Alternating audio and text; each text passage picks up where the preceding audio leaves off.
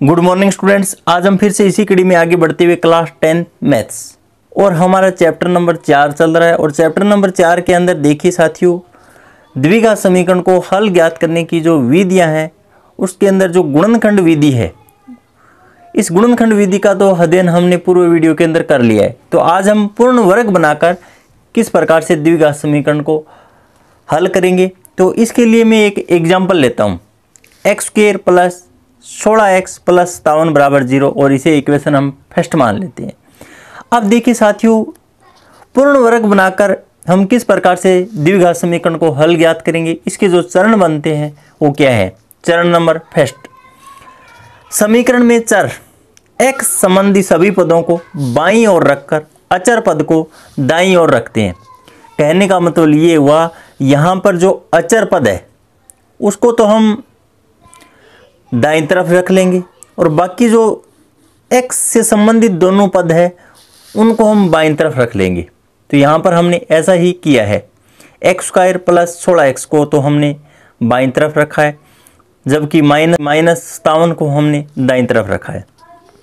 उसके बाद में हमें यहाँ पर पूर्ण वर्ग विधि के अंदर क्या करना होगा। देखिए विद्यार्थियों, एक्स स्क्वायर के गुणांक यदि कोई हो तो से दोनों पक्षों को भाग करते हैं ताकि एक्स स्क्वायर का गुणांक इकाई बन जाए। सर्वप्रथम हमें द्विघात समीकरण दिखते ही अगर पूर्ण वर्ग विधि की सहायता से उसको हल करना है तो एक्स स्क्वायर का जो गुणांक है वो इकाई होना चाहिए। तो यहाँ पर तो एक्स स्क्वायर का गुणांक है वो पहले से इकाई है, लेकिन अगर इकाई नहीं होता तो यहाँ पर सर्वप्रथम मान लीजिए यहाँ पर 2x स्क्वायर होता तो यहाँ पर सर्वप्रथम हम 2 का सभी पदों के अंदर भाग लगाते। तो यहाँ पर हम इक्वेशन को सेम उतार लेते हैं। तो एक्स स्क्वायर प्लस 16x बराबर -57 लिख देते हैं। उसके बाद में हमें क्या करना होगा, x के गुणांक के आधे का वर्ग, यहाँ पर जो हमारे पास x है और x के गुणांक का आधा और आधे का हमें क्या करना है, वर्ग करना है। तो अर्थात हम बोल सकते हैं x का गुणांक बट्टे 2 और इस पूरे का क्या कर देंगे, होल स्क्वायर कर देंगे। दोनों पक्षों में जोड़ने पर बायां पक्ष है वो एक पूर्ण वर्ग बन जाएगा। तो यहाँ पर आपको इक्वेशन है वो इस टाइप से ही मिलेगी, जिससे क्या है, ऐसा काम करने पे जो बायां पक्ष है वो अपने आप में क्या है, पूर्ण वर्ग बन जाएगा साथियों। तो देखिए यहाँ पर एक्स स्क्वायर प्लस 16x, तो यहाँ पर देखिए मित्रों x का गुणांक और x का गुणांक क्या है, यहाँ पे 16 और 16 का आधा का मतलब यहाँ पर 2 का हम क्या कर देंगे, भाग लगा देंगे और पूरे का होल स्क्वायर कर देंगे। तो यहाँ पे 8 का स्क्वायर मतलब 64 दोनों तरफ जोड़ देंगे हम। तो यहाँ पर भी हमने 64 जोड़ दिया, यहाँ पर भी 64 जोड़ दिया है। तो यहाँ पर देखिए ये जो एक द्विघात इक्वेशन या द्विघात व्यंजक जो आपको दिखाई दे रहा है, ये एक पूर्ण वर्ग पद बनेगा। पूर्ण वर्ग पद हम किस प्रकार से बनाएंगे, देखिए साथियों, यहाँ पर एक्स स्क्वायर लिखा है तो यहाँ पर x लिख देंगे और यहाँ पर हम 64 का वर्गमूल निकाल लेंगे। 64 का वर्गमूल कितना होता है, 8 होता है, तो यहाँ पर हम 8 लिख देंगे। अगर यहाँ पर प्लस का चिन्ह है तो यहाँ पर प्लस लगा देंगे, अगर यहाँ पर माइनस का चिन्ह है तो यहाँ पर माइनस का चिन्ह लगा देंगे और पूरे का क्या कर देंगे, होल स्क्वायर कर देंगे। और यहाँ पर -57 और प्लस 64 तो यहाँ पर 7 बन जाएगा। अंत में दोनों तरफ वर्गमूल लेकर x के मान ज्ञात कर लेते हैं हम। तो यहाँ पर देखिए x प्लस 8 बराबर प्लस माइनस √7।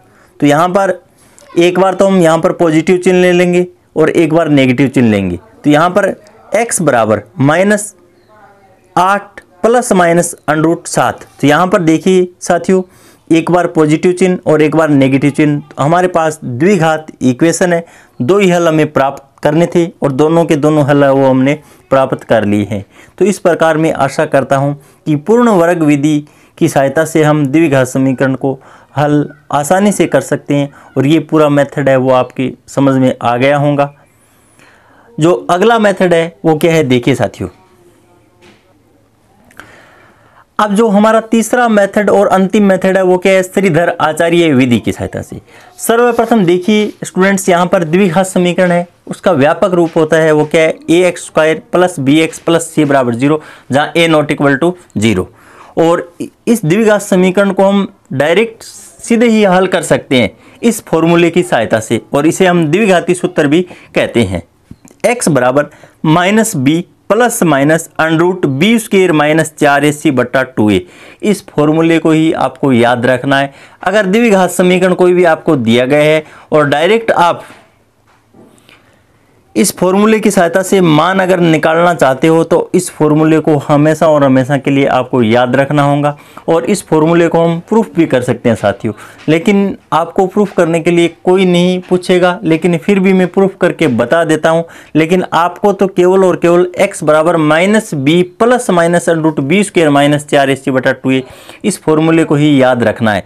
यहाँ पर ABC क्या चीज़ है, देखिए स्टूडेंट्स, x² का जो गुणांक है वो तो a है, x का गुणांक b है और अचर पद है वो क्या है, c है। यहाँ पर जो द्विघात समीकरण दी हुई होंगी उसकी हम तुलना कर देंगे इससे, और वहाँ से a b c का मान निकल जाएगा और इस फॉर्मूले के अंदर पुट कर देंगे और यहाँ से x के 2 मान आपको प्राप्त हो जाएंगे।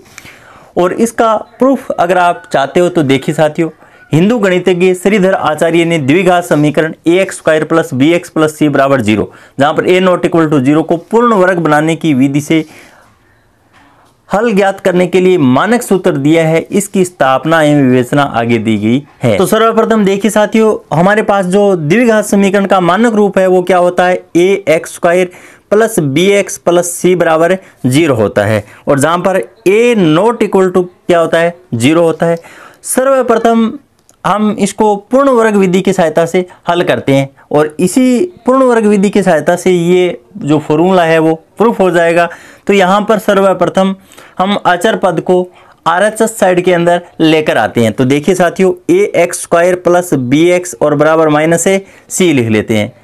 पूर्ण वर्ग विधि के अंदर हमने ऐसा ही पढ़ा था, और उसके बाद में x² का जो गुणांक है उसे इकाई बनाते हैं। तो यहाँ पर x² का गुणांक इकाई बनाने का अर्थ ये हुआ, a का दोनों तरफ हम क्या लगा देंगे, भाग लगा देंगे। तो देखिए साथियों, यहाँ पे x² प्लस b बटा a x बराबर माइनस c बटा a आ जाएगा। अब हमें क्या करना होगा, x के गुणांक का आधा b बटा a, और यहाँ पर b बटा a का हाफ मतलब 2 का क्या लगा देंगे, भाग लगा देंगे, और पूरे का क्या कर देंगे, वर्ग कर देंगे, और वर्ग को दोनों तरफ क्या कर देंगे, ऐड कर देंगे। तो देखिए साथियों, b² बटा 4a²। तो यहाँ पर x² प्लस b बटा a x प्लस b² बटा 4a² बराबर b² बटा 4a² माइनस c बटा a। अब यहाँ पर आगे इसको हम सरलीकरण कर लेते हैं। तो देखिए साथियों, ये पूरा पद है वो एक पूर्ण वर्ग पद बनेगा। तो यहाँ पर x², तो यहाँ पर हम x लिख देंगे, प्लस का चिन्ह, क्योंकि यहाँ पर प्लस है तो प्लस, माइनस है तो माइनस लिख लेते हैं। यहाँ पर प्लस का चिन्ह है तो यहाँ पर ही प्लस का चिन्ह आएगा। यहाँ पर इसको b बटे 2a का होल स्क्वायर बराबर, यहाँ पर आगे देखिए साथियों 4a² लघुत्तम ले लेते हैं, b² माइनस 4ac। अब आगे क्या करना होगा, दोनों तरफ हम क्या कर लेंगे, वर्गमूल ले लेंगे। दोनों तरफ वर्गमूल लेने पे x प्लस b बटे 2a बराबर, तो यहाँ पर देखिए साथियों √b² माइनस 4ac और बट्टा 4a², प्लस और माइनस चिन्ह आगे लगा देंगे क्योंकि हम वर्गमूल निकाल रहे हैं। तो यहाँ पर देखिए साथियों, एक बार तो हम प्लस का चिन्ह है वो यूज में ले लेंगे और एक बार माइनस का चिन्ह है वो यूज में ले लेंगे।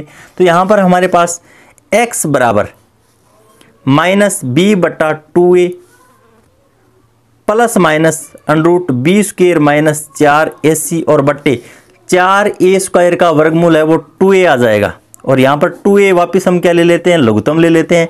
तो minus b plus minus √b² minus 4ac, ये हमारे पास जो फॉर्मूला है वो अपने आप प्रूफ हो जाता है।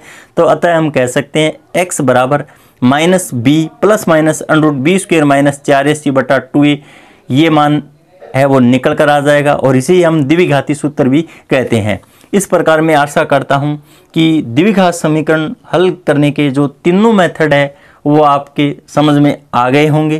कोरोना की तीसरी लहर की आशंका के कारण अभी तक सरकार के द्वारा स्कूलों को लेकर कोई भी निर्णय है वो नहीं लिए गए हैं। इस कोरोना के कारण हमारी पढ़ाई है वो बाधित न हो, इसलिए मैं आपको यही सुझाव देना चाहूँगा कि घर पर रहकर ही आप कंटिन्यू प्लेलिस्ट में जाकर वीडियो देखते रहिए। इन्हीं शब्दों के साथ जय हिंद, जय भारत।